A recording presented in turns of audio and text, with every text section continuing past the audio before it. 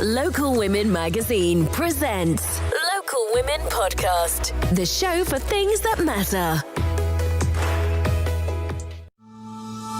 Keeping an Eye on It podcast from Local Women Magazine is brought to you by Cathedral Eye Clinic, Northern Ireland's leading eye specialist. We're back. It's the Keeping an Eye on It podcast, the podcast that puts woman centre stage. No filters, no fluff, and certainly no mansplaining today. We're proudly sponsored by Cathedral Eye Clinic, and we're here to see things clearly. Did you like that link, girls? Are you impressed? Thank you. From the big debates to everyday dilemmas with sharp takes, honest chat, and a good laugh along the way. Every episode, I bring you three fabulous ladies who I have scoured the length and breadth of Northern Ireland to find. So who do I have here today? Well, right here, I have the lovely Michele Bryans. Michele is a CEO. She's the CEO of the Eastside Partnership. Next to her, I have Kirsty McAuley from Newton Ards.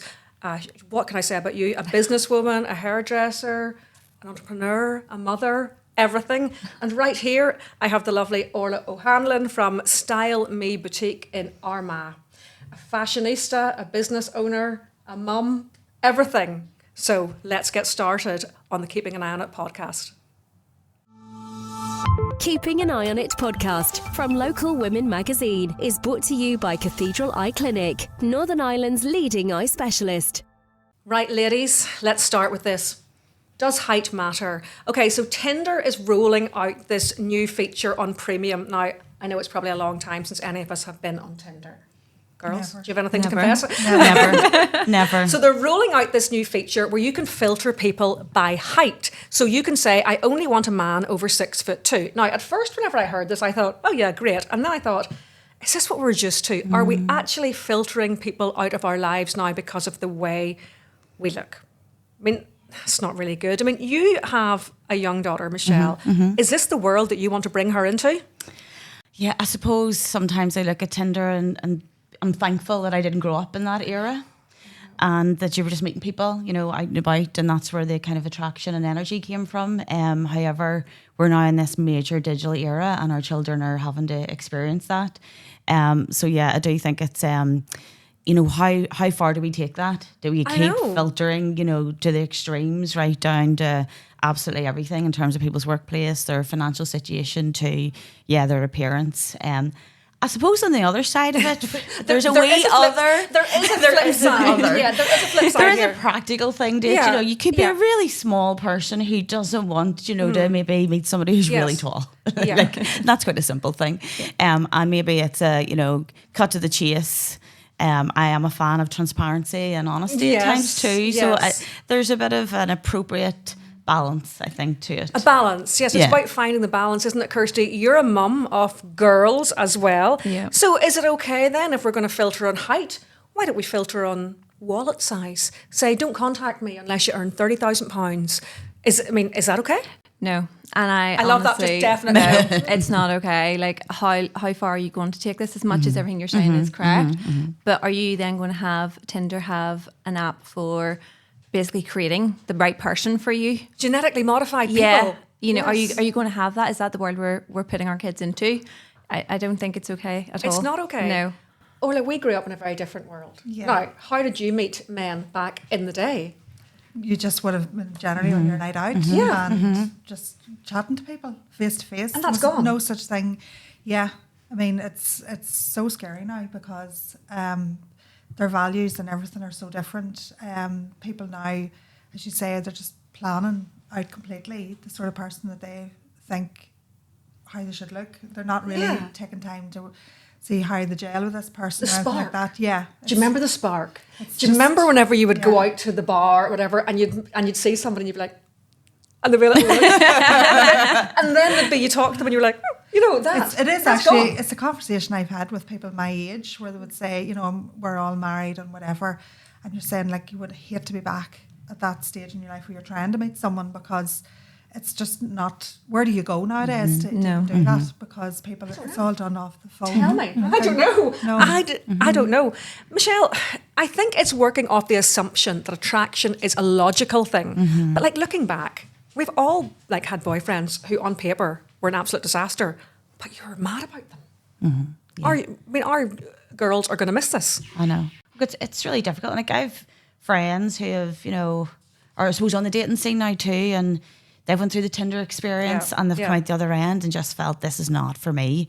You just want human interaction, and I think that's even just challenges with social media in its entirety, is that, as I said, we're living in this digital era and our children are communicating. That's the way to communicate. And, those skills in the workplace then aren't there. They just don't know how to and communicate. I think COVID has a lot to answer for that too. We Yes. mentioned the bad C word, but we have kids that are just now interacting, and in schools, like I struggle with that. Like we run an education project at Eastside partnership, which is improving education attainment, and that's a big barrier to learning and education. We feel is that as much as iPads and computers are helpful in education, there's only so much. Children need to learn to read and write and communicate and interact, and things like dating and Tinder is just another example of whereby we're taking away social interaction. So should we teach this in schools? Should we teach? I mean, you as a mummy can teach. Should we be teaching dating to our kids?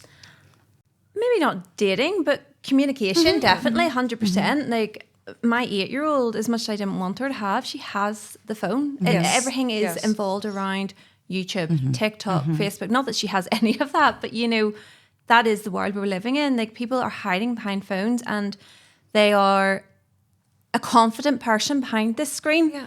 But whenever they're face to face, they're not. They don't know how to communicate with each other. They don't know how to speak to each other. And we are taking that away. Like from in the schools, having the computers, having the iPads. When I was a kid, there was no such thing.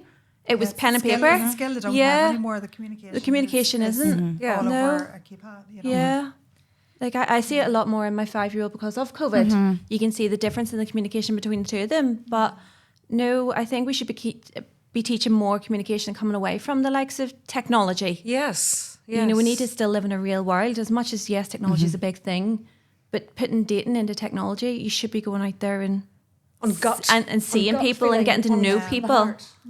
You must hear a lot whenever you're in the shop and people come in and try and close. Yeah. And you must hear a lot from ladies telling you about their dating disasters. Do you have any advice for them? What do you say to them? Yeah, well, I think that's what scares me, and that's where the conversations come from, where I say it's scary out there for anyone that is looking to meet someone now, because they're so reliant on, Tinder and whatever. Because gone are the days where you just went out socially to a bar or somewhere like that with your group of friends and hope to catch the eye of someone that, you, as you said, that spark with. Because now it's all like pre-planned and all of that. And then there's the scary element as well of you think you're going to meet this person and they're not really that person. The catfish. Completely different. The dreaded catfish. And it is a bit unfair for our, what is it they call them now? Our short kings. Isn't that what they call them? Isn't that what the young girls call the shorter men? I don't think there's anything wrong with being short. Like it's okay. I think it's awful to base it on that and to say, I only want this, that and the other, because you could be missing out on a lot that comes in a small package. Stop sniggering. Local Women Magazine presents Local Women Podcast, the show for things that matter. Keeping an Eye on It podcast from Local Women Magazine is brought to you by Cathedral Eye Clinic, Northern Ireland's leading eye specialist. Okay, girls. Topic number 2. Did you see in the paper that Billie Piper is the new Doctor Who? So she's not the first female Doctor Who. There was one before, Jodie Whittaker, who escaped me a little bit. Now, it is an iconic male role. And I think it's nice that Billie Piper used to play the assistant and now she's the main person. Do we need this? Is this right? I think about this in 2 ways. Part of me thinks, yay, this is great, go woman. And then part of me thinks, are we just like dressing up something for women? Is it a bit tokenist? What do you think, Michele? Is it good or bad? Or somewhere in between? I think for me, it's somewhere in between. I think, modern day arts, creativity, we have to move with that in terms of diversity and inclusive casting. I would just go to the place of, if Billie Piper's happy to lead on a role like that it's appropriate for that story, then I'm comfortable with that. I think, Doctor Who's such an iconic story and character over the years, and I would be pro. Why not? If whenever it works. we were growing up, like this would have been unheard of. Do you remember whenever we were growing up, like it was the Tom Baker with the scarf and all? You would never have thought, like showing my age here. You would never have thought Yeah, be a it was woman. never. Yeah, it was never a role that you would have associated with a woman back. No, never. I think it really does just depend on the story. Yes. And, showing those gender stereotypes through a programme like that opens up, I suppose, wider debate for people. Yeah, So- which can only kind of be a good thing. But how would you feel if we flipped it? How would you feel if Bridget Jones, for instance, was a man? Oh no, that's not allowed. That is not Yeah. allowed. I cannot Yeah. picture No, that. I can't. I definitely can't No. picture that. No. But I can picture the Doctor Who Yeah. thing Yeah, for some yeah, reason, yeah. but not Bridget Jones. No. Because for too long there have been roles that we can't have. How would you feel about a female James Bond? I wouldn't mind that though. I think I'd be okay with that. They did try and sneak it in one of the last films where, the James Bond character was that woman. But it wasn't about her as such. But I almost felt they were testing the water. Yeah. To see how it went, to see if there'd be a massive outcry, and there wasn't really. No. So I don't know. It's been associated for so long With a man. as the man, and Yeah. always like the tall, dark, and handsome. we're back So to tall then- again. yeah, we're back. We're back to tall. What role would you like to see like a woman taking on? Like, could a woman be... Do you know, I saw actually, and I think it is round East Belfast, in the summertime, they're doing a production of Jesus Christ Superstar. Oh. Jesus is a woman. Oh. Yeah, why Controversial, not? Probably. Is that okay? Yeah, but yeah, you're always going to get your doubters Yeah. on anything like that. That's something that's predominantly always been obviously male. So for that turnaround, it probably would take a while. It's gonna take a while, Take yes. a good Yeah. few different people in the role and things like that. Who are all women. I would like to see it being now a series of women rather than this tokenist one woman and then 5 men. Yeah, but I think Yeah. that's what it's going to take before people Yes. kind of Accept it. yeah. It's not going to be like a one-off type of scenario. Things have Like, changed so yeah. much, haven't they? In our lifetime, like things have changed so Yeah. much. It's bizarre. I mean, we would never have seen that growing up. You would never have thought that you could have 2 women, for instance, presenting Strictly Come Dancing. That's That right. would never have been. Yeah. But yeah, regeneration is something that you work in, and it's funny because this is like, she is literally becoming a new person. Yeah. I think for me, it's the leadership piece too. Women now, it's about being, strong and, Yeah. powerful and Yeah. having that equality piece with men. Yeah. So I just think a character like Doctor Who, for a female to play that, I would definitely think that's a great thing. And it's a detective, it's a detective crime series, so it works. But the Bridget Jones things is so No, that's ours. yeah, Keep your it's hands so off female Bridget and Jones. feminine that you just couldn't see that maybe themes within the story. But I think women have a role to play, and and it's justified to do those roles. So. Do you teach your children, Kirsty, that women can do anything? Yes. Do you? Absolutely. And yeah. how do you do that? How does that present itself on every day? On everyday life, like they would see me painting walls. They would see me Yeah. changing the lights. Yeah. They would see all of that because not that it was forced upon me, but I've always been an independent person and I Yes. want my girls Yes. to always be independent, especially in this day and age with how there is so many different diversities, different everything, I feel that we have to kind of ensure they are independent and that they can do things themselves. It is. It's a sort of a tricky one. I Yeah. mean, do you think there's anything that women can't do these days? Not really, as long as they have their phone and they can always, if they're really stuck, they can then they can certainly give everything a try. And I do think there is a growing confidence with young women, especially on social media and all of that. There, it definitely has empowered women a lot to tell their story Yes. and to do things like that, and you see that coming through quite a lot. So, I like to see young girls watching that and following that, because it is, a lot of those people are good role models. Yes. I know people, on one hand, were saying we're all going too digital with our phones and Yeah. things like that, but the social media platforms are like the modern day magazine or the book. modern day book. Or, Wikipedia. yes, where Yeah. people, they pick it up and they drop it, and Yes. they're inspired by a lot of those people, and I definitely do think you can see that with younger women coming through, that they'll try anything. Yeah. And there's They're nothing not that as we can't afraid. do. No. Because back in our day, I mean, it very was. There were very much. I talk about back in my day because you're still young, Kirsty. You're in your 30s. But I mean, are there still pink and blue jobs in the house? Now I'm single, so all the jobs are yellow. Is that the difference? Like in your house, are there jobs that the man does? Like when I was married, cleaning the oven, man, bins out, man, laundry, woman. Are yours split like that? Or do you just do everything? I'm just baffled that he actually cleaned the oven.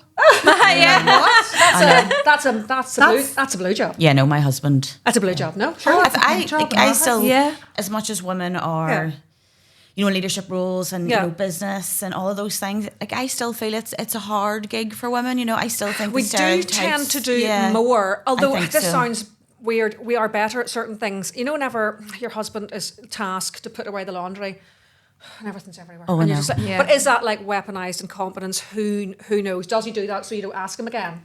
I think he just doesn't know. I think in our house it's like a running joke because my husband will say, I emptied your dishwasher. Yeah. Oh, he only does that to wind me up. Or I hung out that washing. I hung out your washing. I took out the bin for you. Yes. Oh, no, yeah. No, yes, my husband has clear, like, he's recycling rubbish. Is that and his I role? do leave him a pile of that. Yes, and that's for his you. role. That's his Yes. job. It is But there's nice that just, it's split and there's into things he roles. will do. Yeah. There's things that we just naturally kind of take on.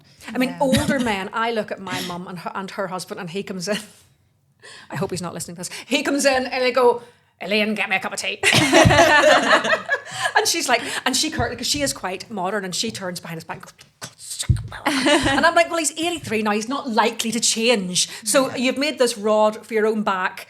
You know, he's not changing now. He's not going to make his own cup of tea, so you may get on with it. And my husband works in construction, so his Yeah. job's so different to mine. So he Yeah. works on a building site, and it's a bit of a running joke because his colleagues' wives will always make their husbands like a packed lunch. What's Now your packed lunch like, Michelle? Oh, he's lucky if he gets one a year. Because I'm like, well, where's my packed lunch? You don't make my packed So lunch. you don't make a packed lunch. There's a guy on. Have you seen him? There's a guy on TikTok, and he's from London, and he brings out the packed lunch that his missus has made for him.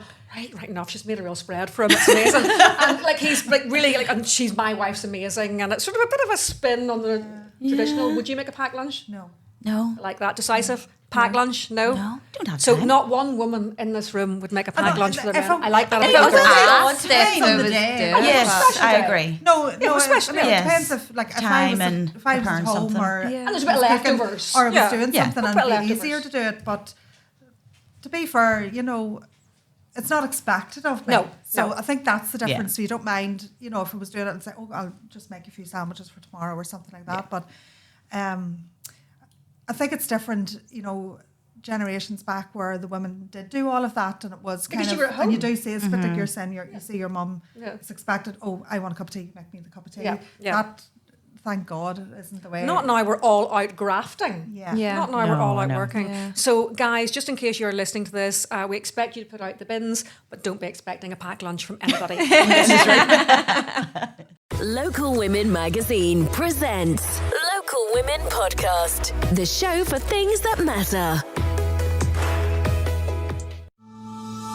Keeping an Eye on It podcast from Local Women Magazine is brought to you by Cathedral Eye Clinic, Northern Ireland's leading eye specialist. Okay, girls, do we have main character energy? You've probably heard the younger ones talking about this. I keep saying younger. You're only in your 30s. Younger than Over me. there, Kirsty. You're right. Main character energy is basically what the young ones call owning your own life, you know, setting your boundaries. You're the centre of your own world, which is easy enough whenever you're 23, not so easy whenever you're 53. So, do we have main character energy? Kirsty, I'm coming straight to you. Kirsty, I'd like to explain, is 33 with 2 children and one on the way. Kirsty, do you have main character energy? Nope, not at all. I am not at all. None. So our children are grown up, and we've kind of got it back, girls, haven't we? We've got whatever that was back, because we're not up doing nappies, and we're on a bit in our careers. We're not sort of, right now, Kirsty, you're waiting, aren't you? Are Yeah, you kind I of waiting felt like I through? was kind of coming out of it, and I felt like, right, okay, it's coming, And and then then, she got boom, no. She got pregnant again. We're straight back one. I remember how that felt, do you? I feel I haven't left it because I'm a Oh, granny. are you still in it? Oh no, you're back at it. You're back at it again. But it's not the same. circle. Oh no, it's not the same. The It's grandchildren are lovely. nicer. Yeah, it's lovely. But you know, you're back. I just feel I never really got away from it. So that's a Yeah. good thing. You're better just keep going. You are, because look at you. You run a boutique. You're so stylish. This would probably be a good time of life for a woman to come to you and say, "Help me, help me." You know, you Yeah. can style women for main character energy. Well, yes, but most of them have it and they don't realise it. And then as soon Love as, that. soon as you pull something off the shop floor and say, look, try it. You never Yes. really try something on. Yeah. And you love that whenever they come out and you just know they feel good in it. And you're like, oh, I really like Do you this love now. that whenever you see Yes. the woman and you see them sort of stepping into themselves? Yes, Yeah. very much so. Because we are obviously online and in Yes. store, I much prefer the sale that you get in Yes. store because you actually see the person purchasing something you know that they like or they've tried it on and they really like it. You miss that element out whenever someone buys it online. You don't get to And see you're it. making a difference. You are making this person, like I know some people go, oh, it's only clothes, it's only hair, it's only makeup, but it's not, it's more than that. It's sort of grasping back that bit of you again. Yeah. I always say, if you don't, I know just going by myself, if you don't like what you're wearing or you don't feel, you don't feel nice in yourself, your whole demeanour is different, your whole day goes different. Yeah. You're just your whole, just the way you carry It's flat. yourself. It's Yeah. flat. And that's something that you do as well, Yeah, Kirsty. yeah. As a hairdresser, you're restyling people, you're helping people feel like the best version of themselves. And it sounds like such a cliche. Yeah, it does sound like a cliche, but it's not. Like, the fact is, as much as I do hairdressing, there's people who maybe come in and they just want this transformation that they've craved for Yeah. so long, especially with like the likes of hair loss. And Yes, you work a lot in hair loss, Yeah. and that's a massive issue for it's women over a massive certain issue. age. Yeah, no, especially like one of my clients, she had been married for years. The husband had accepted that she's going through this stage of life with hair loss stuff. Unfortunately, he passed and she was back into the dating world, but she couldn't find anyone because she didn't have the confidence to Yes. go out there and find someone. We fitted the hair system, I would say, within a sort of 3-4 year ago, and she's getting married next year. She's moved Lovely. forward. That just gave me a wee chill. Yeah. That gave me a wee chill that you can do that. But, Yeah. and you can do that with your skills. Yeah. It gives me a real confidence boost in myself Yes. that I've helped this lady do this, I think that's move in her lovely. life, move forward. Michele, how do you feel at your time of life now? Are you regaining it? Yeah, no, definitely getting there. My children are, Amy's turning 18 and Bobby's 12. So I think no matter what stage of life our children are at, they always do need their parents and they always need. So I feel like taxi driver at the moment. Clubs, school, all of that's still going on. Yeah. But I definitely feel a sense of, getting your life back a wee bit. And even relationship with my husband, we're able to do more together as a couple. Yes. We had our you're back kids to being quite a couple. young. You're back to being a couple again. I was only 23 when I had Amy, so we were quite... Gosh, you were young. Yeah, we were young. And the job, I suppose I do invest a lot of time in the job that I'm doing. It's a very busy, fast-paced work. So, I'm able to channel a bit of main character through that. But it's love the that. balance for I love women, I that. think, Oh, it's an endless juggle. Do you think you're going to be able to reclaim your main character energy? Not until I'm about 50. Okay, I think 51. I actually don't think I think there was certain milestones when I remember. I remember whenever Dara went into P1, and I remember, oh God, this is going to sound so sad. I remember I dropped him off to P1 and I went to Dunelm and bought some new knives. Doesn't sound very glamorous, but I brought like new bits for the kitchen, and it felt like quite a sort of, I don't know, relief, it like- felt like a relief. And he Yeah. was in P1 and I'd got him that far. And then again, when he went into secondary school, that I felt, this is more for me now. I have more time. Yeah. Your time will come, Kirsty. Your time will come. But enjoy your time now. Because Yeah. I know, No, when 100%. I look back and I sometimes wish that I had more confidence in my abilities as a mother and I enjoyed myself more. Whereas I was just panicking that, to keep the child alive. And because of course, back in our day, no one told us how to raise children. There was maybe a book. Yeah. But you just kind of muddled through. But there was less expectations, of course. There was much, definitely less expectations, and the child, would have been a bit more kind of maybe minded by family more so then as well. Yes. So that, I don't know, it's hard to explain it, I suppose, compared to now. The mums are all so busy, and it's taken, the incomes now that. Not saying an income wasn't needed back then, but it's certainly with the cost of living and everything, it's very much needed to run a household that everyone's working, and the Everyone's children so are busy. now maybe having to spend more time in childcare settings and things like that, which, to be honest, I'm all for, because I see it now with my own grandson. He's coming 3 and he's thriving. He goes to, because So obviously sociable. myself and Maeve have the boutique, there's only so much Maeve can do on the days that the child's not at creche and everything like that, because we're trying to just run everything ourselves, and she does all the social media and all of that end of it. So it's really important for him and for her that he goes to the creche those 3 days in the week, and it's just a lovely balance. But I look at him compared to whenever I think back when my kids were younger, and I'm just amazed. And I'm like, how does he know that? And I say that. Kids are brighter than they are. I mean, Like, how does he kids even are know brighter. that? I don't know. They're more confident and they're brighter. Yeah. But then there's an awful lot of expectation on mothers. Like back in our day, Kirsty, we did not see women wearing all white, carrying children about barefoot, cooking with one. That wasn't the thing. No, everybody just sort of muddled along, and you met people at mums and tots, and they were the same. They were sort of wearing clothes with baby stick on them, the same as you were, and your hair was scraped back in a ponytail. We did not have any of that influencer. Oh, look at me and my 9 children, and she's pregnant. I'm doing yoga. That wasn't, with your highlighted hair, that wasn't a thing. That must be terrible to look at. No, because that's me. That's me. I cannot do the yoga. I can't even find time to shower without the kids, So like, that's very false. It's very false. And having to look at that's hard. No. We didn't have that. No. I just don't understand how, like, even women coming into the salon at times, I'm like, how are you glamorous? And like, I'm in work and I still can't even put a brush for my hair. And I've probably got 50 there that I could. And not taking away from those women, I do not know how they do it. I don't know how they do it. I see them on Instagram all the time. Fair play to you. If you are watching this, please do give us a ring and tell us how you look so perfect. Share your secrets with us. Yeah. Absolutely. Yeah. But anyway, girls, thank you so much for chatting to me today. You're all wonderful and some great opinions, diverse opinions from all across Northern Ireland. This has been the Keeping an Eye on It podcast, sponsored by Cathedral Eye Clinic. See you next week. Local Women Magazine presents Local Women Podcast, the show for things that matter. Keeping an Eye on It podcast from Local Women Magazine is brought to you by Cathedral Eye Clinic, Northern Ireland's leading eye specialist.